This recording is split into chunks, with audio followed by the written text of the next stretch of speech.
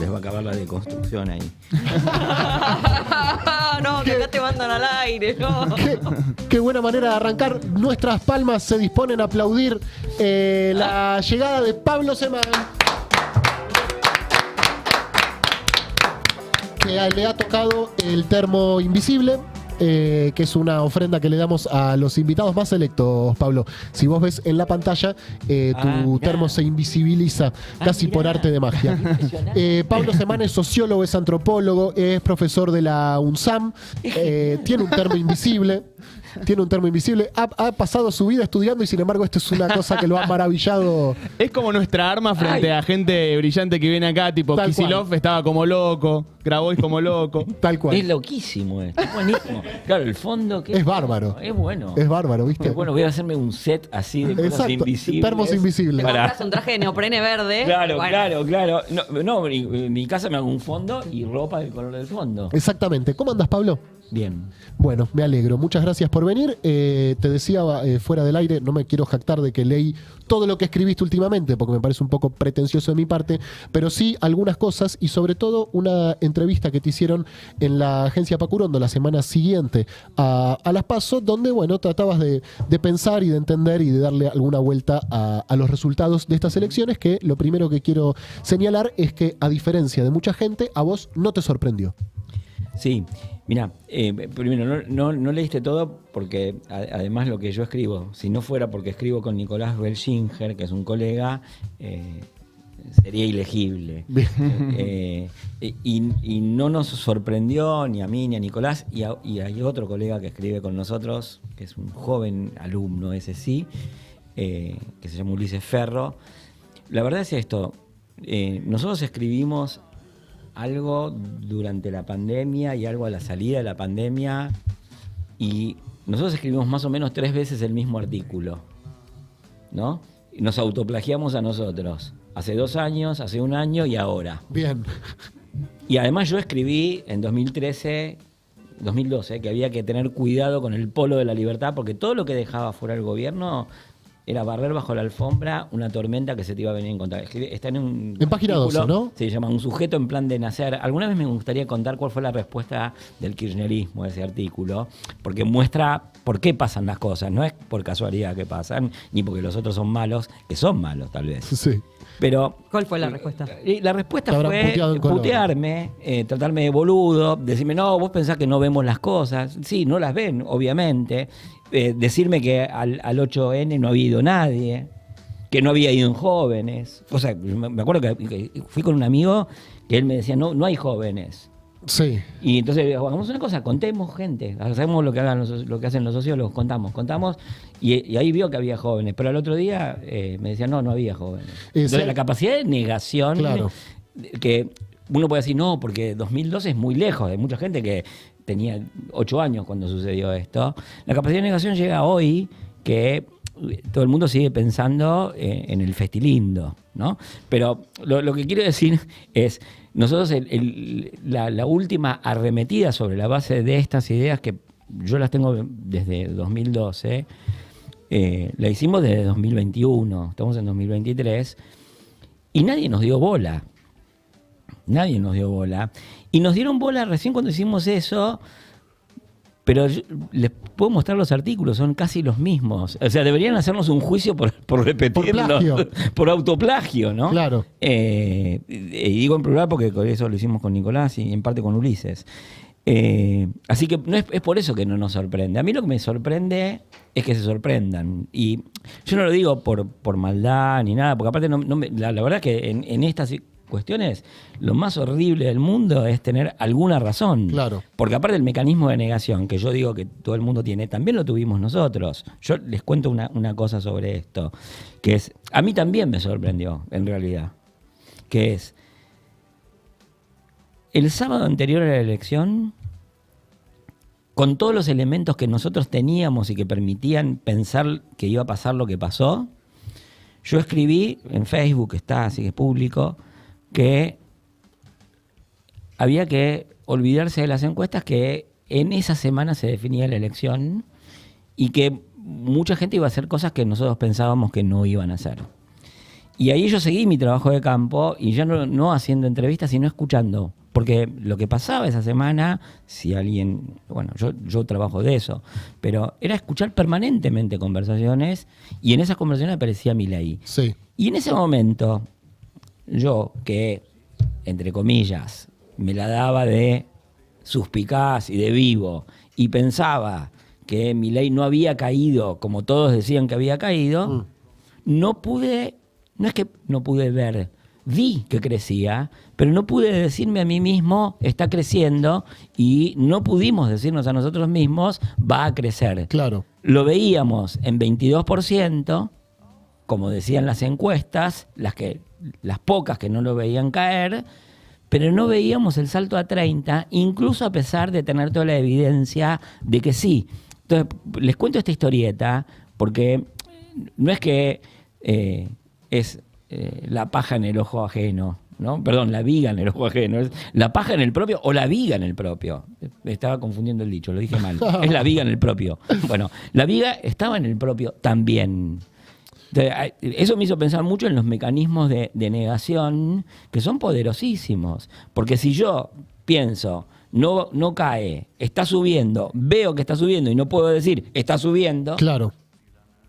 ¿no? ¿Qué opera ahí? Y yo soy un poco idiota, otro un poco estúpido, mi colega no, pero es independiente de la estupidez. Es que operan mecanismos de negación. No. Sí. Ahora, Pablo, Perdón. esa nota... Perdón por no entender el chiste. ¿Ves que soy medio pelotudo? Esa nota que citás, que escribiste en página 2, el 8N, si hay gente quizás que no lo recuerda. Se o llama que no- un sujeto en plan de nacer. Bien, o que no lo recuerda o que no lo vivió, el 8N fue una movilización muy masiva que se le hizo al segundo gobierno de Cristina. No me acuerdo si fue la primera o la segunda, pero sí, el no me acuerdo. 13A, bueno, no sé, no importa, pero fue como una serie de Sí, movilizaciones. fue una de varias. Sí. Y además me acuerdo que acá todo el mundo la va de guardentoso, no dice, no va a pasar nada, lo tenemos dimensionado, qué sé yo. Hubo 5 movilizaciones, 6, no pasó nada, y a esa fue, yo que tengo experiencia de ir a movilizaciones desde el año 82 en adelante, nunca vi una tan grande, o debe haber sido de las 5 más grandes que vi en mi vida. Sin duda, fue muy grande. ¿Contra Ahora, qué era? Yo no me acuerdo. no, contra el gobierno de Cristina, contra un poco el cepo, un poco la inseguridad, un poco el hartazgo frente la reelección, exactamente. Contra todo. Medio y- autoconvocado, ¿no? De hecho, por ahí si aparecía fue algún bastante dirigente. autoconvocado, y realmente fue muchísima gente. Y nadie lo quiso ver, nadie quiso. O sea, Pero sí faltaba capaz ese... O sea, Milei no existía como figura No, pública no. para todos nosotros en 2018, ni sabíamos lo que era no, un pero estaba, libertario en estos pero estaba el términos. reclamo de la libertad. Y yo te diría una cosa. Si vas a la campaña de 2009 de Narváez, también estaba el tema de la libertad. Que es un tema que es insidioso. Es como que si yo te dijera, ahora trátame bien. Entonces te estoy diciendo que me estás tratando mal. Claro. ¿No? Entonces el tema de la libertad, tal como lo ponía de Narváez, era un poco insidioso porque era muy pasivo-agresivo, acusando al otro de algo sin decirlo. Y al mismo tiempo era relativamente convocante y al mismo tiempo puso al oficialismo en una línea defensiva respecto del tema de la libertad que yo no hubiera adoptado. Los más partidarios de la libertad somos nosotros. ¿No? Eso si hubiera sido el oficialismo hubiera dicho eso. Y eso muestra cómo fuerzas progresistas regalan el tema de la libertad desde hace años, décadas, ya casi irreversiblemente. ¿Sabés quién retomó el tema de la libertad? El movimiento feminista. Y fíjate que es el principal chivo expiatorio. Fíjate que lo retomamos. Sí, yo no sé si es el principal chivo expiatorio. A ver, porque eso para mí hay que verlo. La militancia y la dirigencia mileísta sin duda pone como uno de los chivos expiatorios, y no todo el tiempo, porque por ejemplo ahora es la justicia social, ¿no? Sí. Pero yo no diría que los votantes mileístas en el 30%, en lo que estén siendo ahora, que probablemente sean más, tengan eso como principal cuestión. También ya no sé si tienen el tema de la libertad como tema, ¿no? Pero digo, hubo otros intentos de usar el sentido de libertad para otra cosa. Probablemente sí. Yo creo que el feminismo lo planteó en términos específicamente de la autonomía, ¿no? Y no me parece mal. Probablemente eso hubiera permitido explotar mejor el tema de la libertad. Pero bueno, no importa, a esta altura no importa. Lo cierto es que las fuerzas del gobierno un poco regalaron ese tema, porque aparte, yo, digamos, no creo que el kirchnerismo, por más que le haya dado un lugar enorme al feminismo, no fue centralmente el feminismo, porque el kirchnerismo fue muchas más otras cosas. Entonces, digo, porque si no, también es un poco habilitar esta idea de que el kirchnerismo pierde por el feminismo. Yo creo que pierde por un montón de cosas. No pierde por eso, ni centralmente por eso, y tal vez no tanto por eso. Realmente pasan otras cosas. Creo que sí, el regalo del tema de la libertad, que empezó mucho antes. ¿Y en qué hechos se ve ese regalo? Yo te diría básicamente en no tomarlo y en ponerte a la defensiva y dejárselo al otro. Se ve en la imposibilidad de asumirlo. También uno entiende por qué, no es que las cosas ocurren en la autonomía absoluta, en la indeterminación. Yo entiendo que a la salida en el periodo que empieza en 2011, ese gobierno es un gobierno bastante sitiado, que tiene que asumir una serie de decisiones difíciles, el cepo, la devaluación. No es que era el reino de la indeterminación, para no usar la palabra libertad. Pero lo que digo es, y centralmente es, el tema de la libertad estaba planteado desde mucho tiempo antes, incluso del 2012. Estaba planteado en campaña electoral con un momento triunfante de Narváez, e inclusive, diría, venía siendo planteado casi desde 2007, ¿no? Con cierto republicanismo, cierto institucionalismo, y un poco desde el kirchnerismo la postura era nunca faltan agarrones cuando un pobre se divierte, ¿no? Era una cosa medio cachaciente, qué sé yo qué, y eso se pagó carísimo. Yo me siento ahora en la posibilidad de decir, ustedes lo pagaron carísimo, porque yo hace 10 años que rompí lanzas con eso, justamente porque me parecía un horror. Mil preguntas se me ocurren para hacerte. Se está hablando mucho últimamente de el fin de una época, ¿no? Que supongo que también implica el nacimiento de otra. Del fin del kirchnerismo se habla desde el 2010 en adelante, pero efectivamente vos citas una nota tuya del 2012, y en el 2012 había una lógica política en la Argentina que hoy parece muy, reducida, ¿no? Esta discusión entre dos polos, uno con el kirchnerismo en el centro y otro con el macrismo en el centro, y hoy irrumpe esta fuerza de la libertad avanza. ¿Crees efectivamente que se termina una época, que arranca otra nueva? ¿Eso pasa todo el tiempo? ¿Cómo ves eso? Mirá, yo creo que, a ver, las discontinuidades no empiezan un día, se van elaborando en mucho tiempo, y hay temas de la discusión pública que vinieron apareciendo hace mucho tiempo.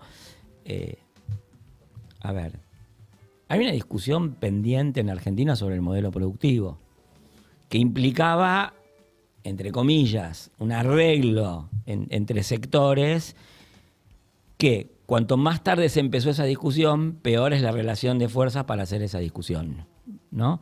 Entonces, no es que temas como el tipo de cambio, la coalición exportadora, los plantea Milei o los plantea Macri en 2015. Venían de antes. Y además porque, si uno lo mira objetivamente, también el kirchnerismo tenía una muy buena parte de funcionarios y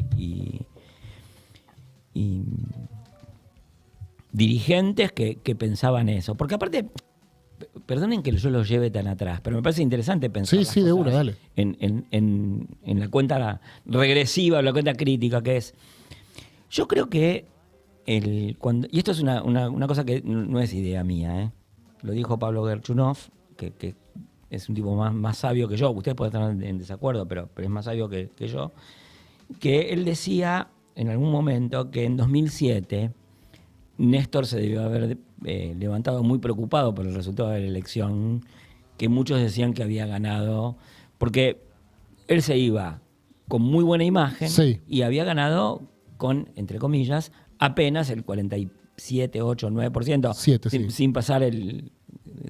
Dije 48, 9 porque ni siquiera a mí me cabe el número que era 47, ¿no? Porque eso implicaba una promesa de una disputa muy grande dentro del peronismo. Porque si vos sacaste el 47 en 2007, quiere decir que en 2011 no necesariamente vas a poder poner tu candidato. Y ahí se abría ese espacio de tensión y negociación que era con el peronismo cordobés, con los grupos de la zona núcleo. Y no es casualidad que se llegue a lo de la 125. Yo creo que el deterioro venía desde antes, primero, ¿no? Ya viene cuando muy irresponsablemente, el kirchnerismo se desentiende del resultado de la reelección en la capital. ¿Quién ganó la reelección en la capital? ¿Se acuerdan? ¿2007? Sí. Macri por primera vez. Claro, ¿no? Entonces, porque ahí todos, yo me acuerdo que en esa época había memes que mostraban a Macri cayendo en una serie de pelotudeces sin solución, y el tipo agobiado, estúpido, pavote. Tellerman Filmus, ¿no? Fue la elección esa de Tarcísio. Pero el tipo iba cayendo y el kirchnerismo se lo representaba como un bobo. Mirá el bobo, ¿no? Entonces, ya en ese momento había una desestimación, una subestimación de las dificultades, de los problemas, y en el contexto de eso, yo creo que sí estaba la preocupación de Néstor Kirchner por cuál había sido el resultado de la elección después de la que gana Macri en la capital. Y en parte la 125 responde a eso como diciendo, bueno, el peronismo lo ganamos nosotros así. Y no pasó eso, justamente porque se sentaron parte de las bases de la división del peronismo, cosa que quedó medio enmascarada por el resultado que creo que ahora todos tenemos que entender que fue excepcional, de 2011. Sí. Porque por ahí alguno con no sé, que se cree, que no se da cuenta que es cara cortada, cree que tiene todos esos recursos y que en algún momento van a volver. No, bueno, esos recursos estuvieron una vez, nunca volvieron recursos políticos. Estoy diciendo, ese 54% fue una vez y no volvió y no va a volver. Claro. Entonces, la discontinuidad empieza desde ese momento. Y ahí se van introduciendo ideas que van recuperando parte de lo que había quedado oscurecido por el fin de la convertibilidad. Porque también hay que decir, al fin de la convertibilidad, el año 2002 es un año de discusión política intensísima en Argentina, donde los derrotados de la convertibilidad, sin embargo, seguían intentando ejercer influencia, porque uno decía, mirá, fracasaste, loco, te fue re mal, terminaste en un desastre, y sin embargo seguían insistiendo. Había tipos que decían, hagamos un fideicomiso con los bosques, paguemos con embarques de sangre juvenil, no sé, se les ocurría cualquier cosa con tal de seguir con la convertibilidad. Me acuerdo que el fin del programa de Haddad en esa época era una canción de Turf que era, quisiera que esto dure para siempre, ¿no? Sí, y yo diría, esa es la posición de... Los ratones, ¿no? Los ratones, sí. Perdón. Era un tema de Turf, me parece, pero no era eso. No sé, bueno, no importa. La cosa era, quisiera que esto dure para siempre. Y el punto es, los ciudadanos de la convertibilidad estaban en la posición de quisiera que esto dure para siempre, y estuvieron 4 años callados la boca hasta 2007 porque no podían salir a flote porque era una vergüenza. En esa época el único que respondía por ellos era un economista que era Ávila, que usaba unas camisas espantosas y era el menos agraciado de los economistas neoliberales. Desde ese momento en adelante los ciudadanos de la convertibilidad dieron ofensivas sucesivas. O sea, esto no empezó en 2017, no empezó en 2015, no empezó en 2012, empezó mínimo en 2006, 2007, donde aparece toda esa discusión. Pablo, decís algo así como que no te gusta buscar en el votante de Milei contradicciones que están presentes en todos los votantes, ¿no? Como si cualquier otro votante tuviera, digamos, bueno, yo soy un trabajador, entonces voto al peronismo porque va a hacer que crezca que no te gusta buscar esa contradicción ahí. Pareciera que está pasando algo con Milei que es como cierta impermeabilidad, ¿no? De que uno lo critica, le busca el meme, la chicana más ácida, incluso hasta cuestiones personales ya que rozan la mala leche, y ellos casi como una toma toma de judo de ellos. Sí, todo el mundo, digamos, va a querer enamorarse de su hermana. Total. ¿No? Total. ¿Cómo pensás que puede sentirse ahora el que votó una expresión novedosa, digamos, porque por lo menos en términos nacionales no habían tenido ninguna experiencia similar en el último tiempo, frente al triunfo, ¿no? Porque también decís que ves abierto el escenario, digamos que no está definido, pedís por favor que no te pregunten dónde lo ves abierto. Yo dije eso. Sí. Hace 3 semanas, ¿no? Hace 3 semanas. ¿Cómo pensás que está hoy ese votante, ese militante que tiene como cierta simpatía por Milei después de este triunfo? Yo no soy partidario de buscarle las contradicciones por 2 razones. Primero porque todos los votos se ejercen con contradicción en función de una contradicción que privilegia al votante. Todos los votantes son, entre comillas, maoístas que privilegian la contradicción principal. Y además, menos voy a respetar el pedido de usar ese criterio en la discusión con el kirchnerismo, que se la pasó diciendo, acá hay que agrupar en función de la contradicción principal, si quieren venir que venga, le presentaremos batalla, ¿no? Porque fue eso. Y entonces cuando los otros hacen lo mismo, te aparece la doble vara interpretativa y decís, tengo que interpretar a los demás por las cosas que no me permití que me interpretaran a mí. Y no, loco, no, así no va. O sea, los sujetos sociales son más o menos los mismos, salvo que querramos dividirlos en buenos y malos, y entonces en lugar de hacer análisis político hagamos moralismo. Ahora, entonces, esos votantes privilegian una contradicción principal para ellos, claro, que no es la que ustedes tienen, y para ellos es, diría yo, cambio o continuidad. Claro. Escuché alguna cosa... Ya no me acuerdo quién lo dijo, porque ahora somos todos mileiólogos, ¿no? Sí. Pero, pero me gustaría saber, porque me gustaría darle el crédito, pero alguien decía que las personas ven que cualquier candidato miente y que Milei dice cosas que son brutalidades, pero no está mintiendo, sí, ¿no? Y que eso está siendo valorado por el votante. Yo no sé si es exactamente así, pero hay algo de eso, de que... Al candidato que no le comprarías un auto usado, tampoco lo votás, ¿no?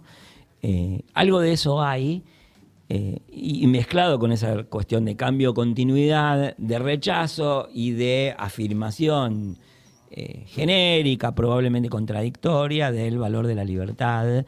Pero también hay, y eso sí tiene que ver con algo que vos me planteabas al inicio, que en esa cuestión de cambio, de discontinuidades, es que se acumulan muchas cosas en contra. Porque también hay una cosa que es cierto.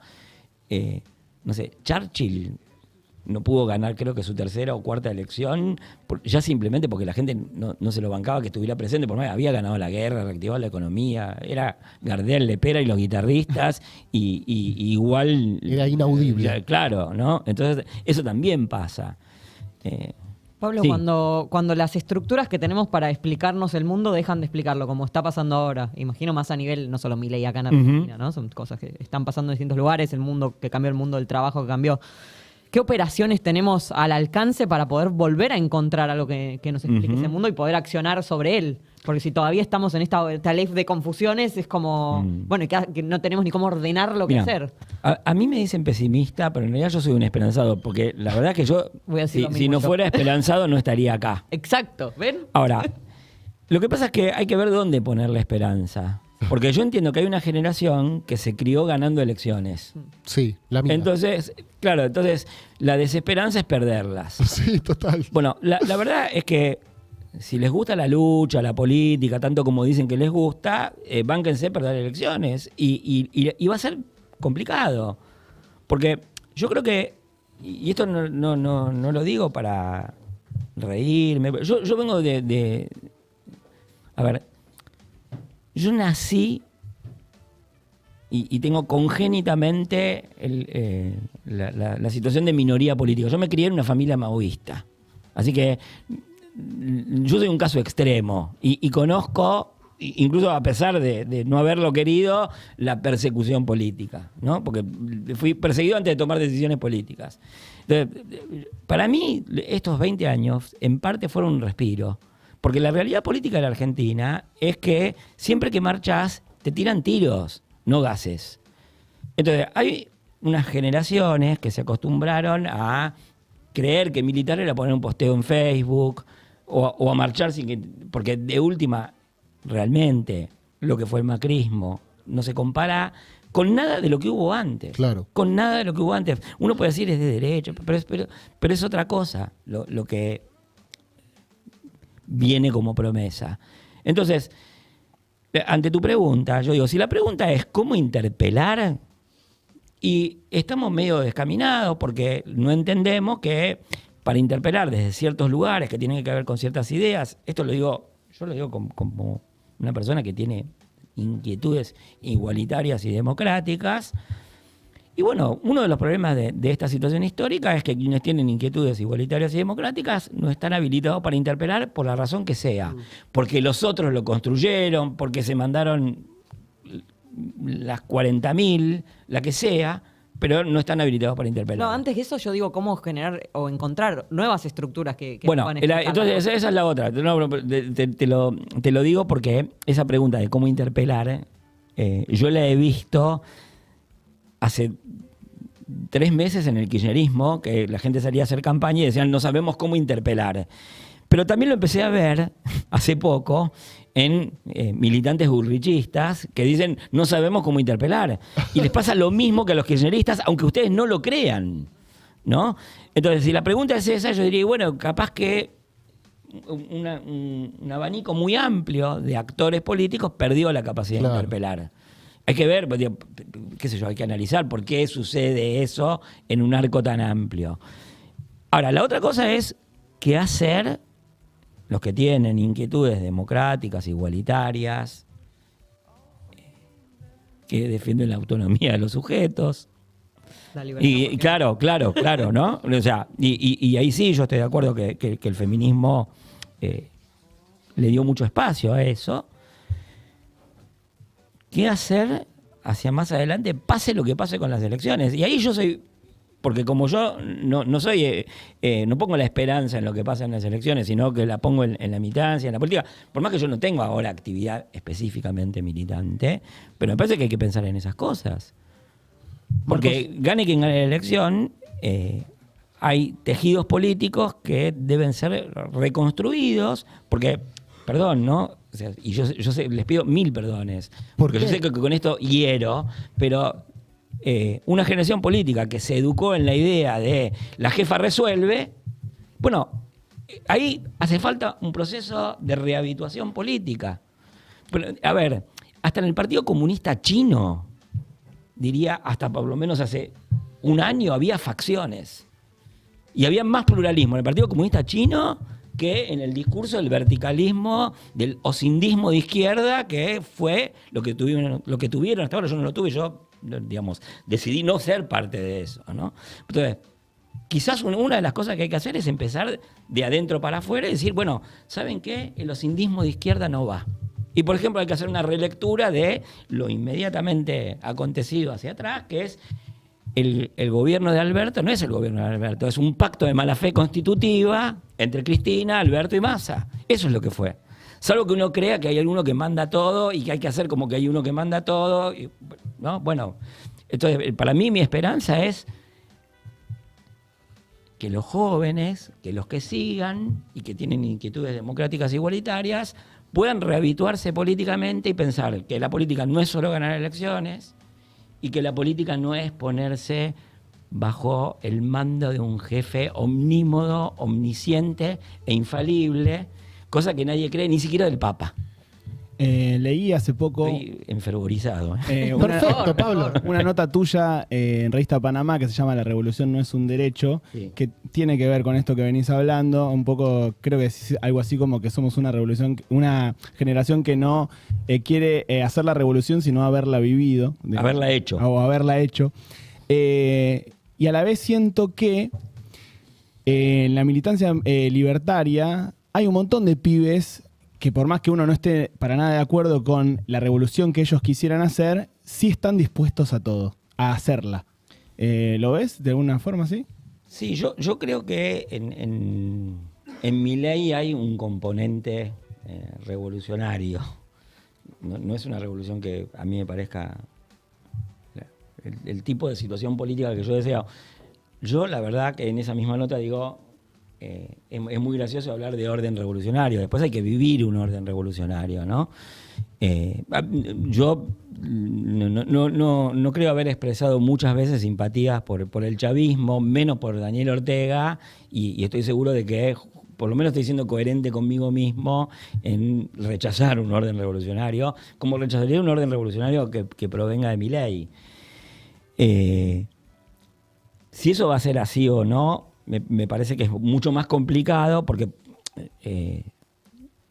hay teorema de Baglini que más o menos funciona y todo el mundo está viendo hasta dónde Milei va pactando con lo que él llama la casta.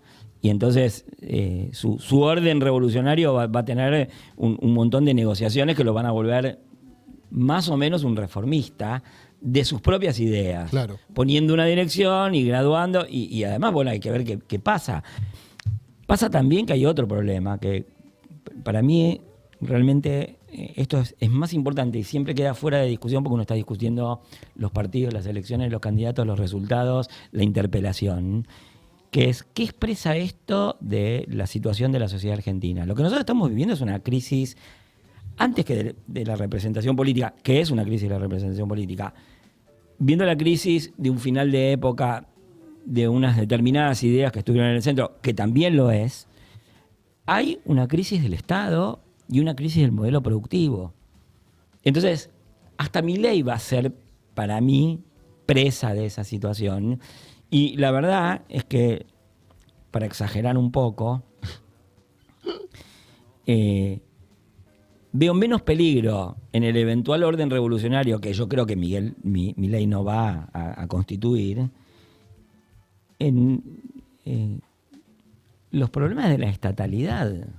Claro, comparados con otros países estamos mejor. Eso sí, qué sé yo, en Argentina hay control del territorio, la cantidad de muertes violentas cada 100.000 habitantes sigue siendo más favorable que en la comparación con otros países que no voy a nombrar para no ganarme enemigos internacionales, pero bueno, me parece que hay un peligro de fragmentación y violencia, que en realidad ese es el mayor de los peligros que afronta la sociedad argentina.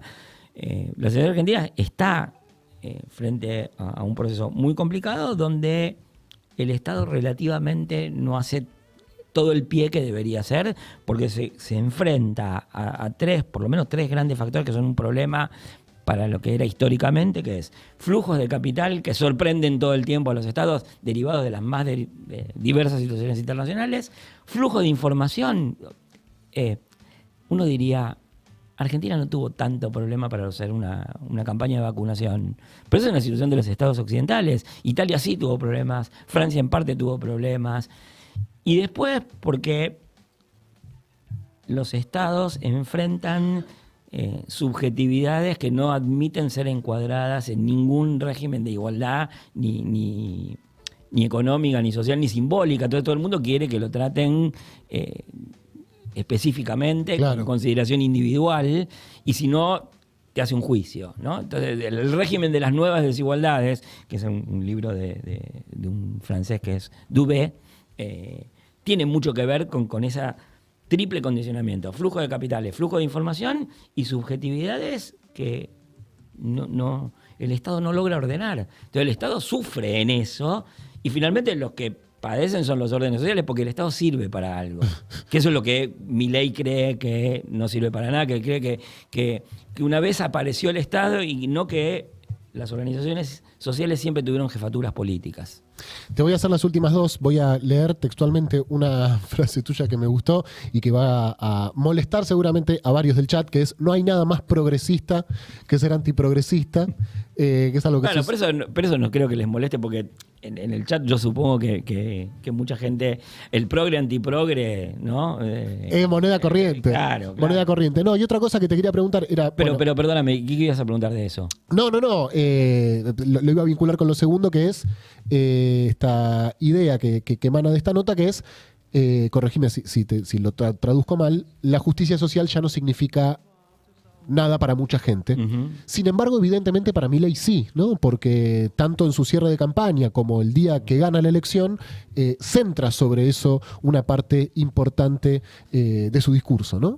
Sí, a ver, esa frase venía de una conversación pública, no privada, que hubo en algún momento a partir de que alguien había hecho una entrevista grupal y habían preguntado qué significa la justicia social, y la respuesta fue... la justicia por mano propia, ¿no? Claro, que la justicia por mano propia era justicia social o resolver por mano propia la consecuencia de un robo era justicia social. Y yo creo que en esa conversación quedaba omitido un hecho que era ¿por qué reírse de esa respuesta? Y otro hecho que era ¿por qué hacer esa pregunta dando por supuesto que se puede hacer esa pregunta? ¿No? Entonces, en ese sentido venía el ya no significa nada. Claro. Pero lo que hace Milei es como un paso posterior, porque hasta ahí estábamos relevando un hecho. Lo que hace Milei es intentar una ofensiva que él cree que es final contra una situación cultural, ¿no? Donde la idea de justicia social podía tener un arraigo y él sale a combatirla, y en todo caso a él le preocupa por lo que queda de esa idea, no por lo que no hay de esa idea. No sabemos lo que va a pasar porque no hay tantos casos de gobernantes en el mundo que hayan gobernado contra cualquier idea de justicia social, ¿no? Lo de Milei es extremo. Probablemente a él también le aparezca una especie de reacción en contra por todo lo que omite. O no lo sabemos. Pero parece ser muy extremo. Y ahí sí yo quisiera agregar algo, que es Argentina es extrema en muchas cosas. Sobre todo en las retóricas, ¿no? Entonces, yo no creo que esto sea, y ese es un argumento muy autoengañoso, que es el reflejo de una ola mundial. Sí, claro, tiene que ver porque el Estado está en crisis en todo Occidente, porque hay conexiones globales, porque hay medios globales. Pero todo eso está todo bien, pero también pasa otra cosa, que es que ese conflicto acá se da con una radicalidad específica, y de la misma manera que el menemismo fue el neoliberalismo más radical que hubo en toda América Latina, porque si uno compara Fernando Enrique Cardoso comparado con Menem, es Lenin. Sí, claro. Entonces, ojo, porque esto puede ser algo así como decían los trotskistas acerca del proceso de democratización argentina, Argentina faro del mundo, ¿no? Y entonces ahí se van a dar cuenta que uno no se puede escudar, para no asumir ninguna responsabilidad política, escudarse en el argumento, no, esto es global. Se terminó ahí. Bueno. Esto es lo que está pasando. Pablo, dentro de todo, ¿la pasaste bien? Sí. ¿Sí? Sí. O sea, te podemos... Porque me han dado libertad. Claro, por eso te invitamos, la verdad. O sea, si te volvemos a invitar, podrías volver. Sí. Perfecto. Bueno, a nosotros nos Lo gusta... único que me preocupa es mi voz que difónica y cascada. Se escuchó perfecto, ¿eh? Te queda muy bien el termo invisible también, debo decir. Y para nosotros es importante también poder pensar junto con vos todo este quilombo que está sucediendo. Me traigo una remera verde. Sería espectacular. Teníamos un gorro verde dando vueltas por ahí. Abajo en la caja. Que en algún momento también... En realidad yo tengo el pelo pintado de verde. Exacto, chicos. Eso es lo que ustedes no ven. Ahí está, mira, la galera verde. Y ahí está. Y se manceló. Ahí está, perfecto. ¿Nos podemos sacar una foto? Sí, claro. Dale, te quedás ahí y nosotros nos acercamos. Hablamos con Pablo Semán.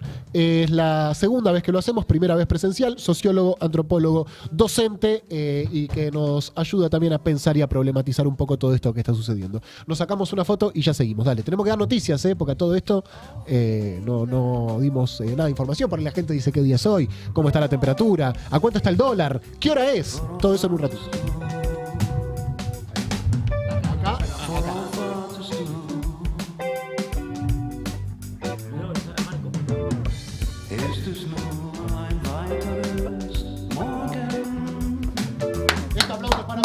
Alemán, que ha pasado por segunda vez por este programa y no será la última, la próxima con remera verde. Pablo, muchísimas gracias. La próxima con remera verde.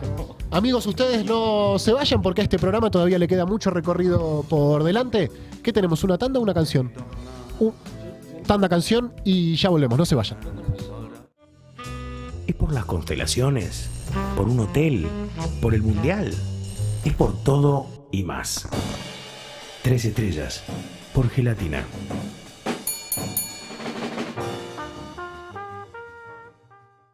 Seguí a la Cámara de Diputados de la Provincia de Buenos Aires a través de sus redes sociales y entérate de todas las actividades legislativas. En Instagram y Facebook como @diputadosBA y en Twitter